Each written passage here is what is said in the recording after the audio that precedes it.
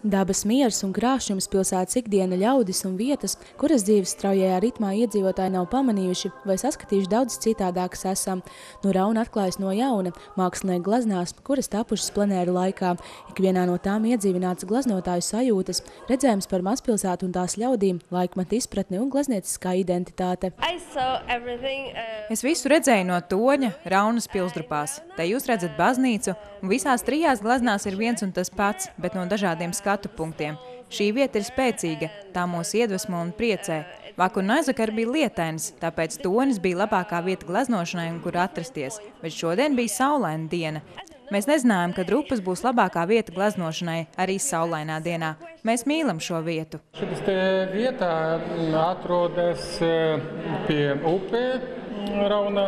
Šita dzirnava veica laikā 1883. gadā. Šitas te uz tā ēklu bija uz akmeņiem tur ieraksta.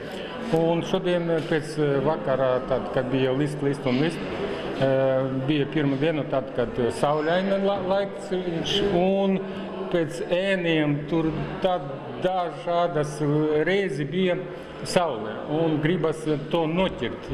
Un es domāju, ka man drusku sanāk, tāpēc, ka mēs gaidām tādu mirkli, kad tieši, kad būs saule no tā puse, un viņa tad viss šitas te zaļumi un puķi, viņa tik brīnišķīgi izskatās, ka tieši bija saule. Tādos pilsētas plenēros man ļoti patīk gleznot mājas un visādas tādas pamestas kaut kādas šķūņas un noliktavas, bet tad man šodien sev bija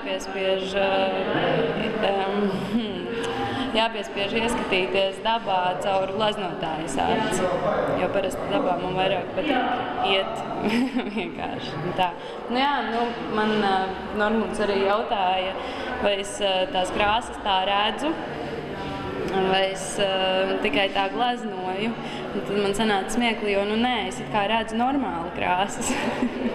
Bet tas mūžīgais jautājums ir par to, ka tās pelēkās, smalkās nianses un tā, ka man liekas diezgan jūtami atšķirība zaļo toņu pielietojumā un tā. Bet katrā gadījumā ļoti skaisti un ļoti interesanti tur bija. Dažādi mākslinieki, dažādas gleznas, bet pilsēta viena. Un tāds jau arī plenēra mērķis – atklāt Raunu no jauna, apvienojot mākslinieku redzējumus par vienu un to pašu vietu. Par vietas, laika un viedokļu kopīgumu.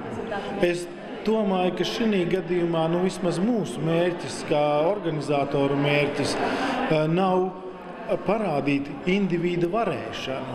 Ir mērķis parādīt dažādu individu redzējumu par vienu laiku, par vienu mirkli, par vienu vietu.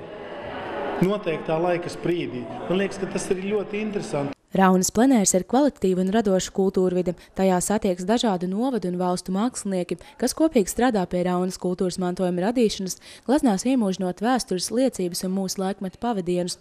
Paši mākslinieki vērtē, plenērs ir lieliski iespēja, kā iepazīt nevien sevi no jauna, bet arī citus māksliniekus, gustot vērtīgu pieredzi un zināšanas. Mēs esam priecīgi, ka varam mācīties daudzas lietas. Vienmēr, kad dodamies uz dažādām jaunām vietām, iepazīstamies ar jauniem cilvēkiem. Mēs varam gūt iedvesmu. Jūsu drupas mums ir ļoti iedvesmojušas katru brīdi. No rīta, pēcpusdienā un katru stundu tās izskatās arvien skaistākas. Mēs tur sēžam un tur ir kaut kāds magnētisms. Šis plenērs dod daudz. Pirmkārt jau tās jaunas iepazīšanās, jaunu vietu iepazīšana. Tā ir šīs vietas vēsture, krāsas, šīs vietas cilvēki, siltums.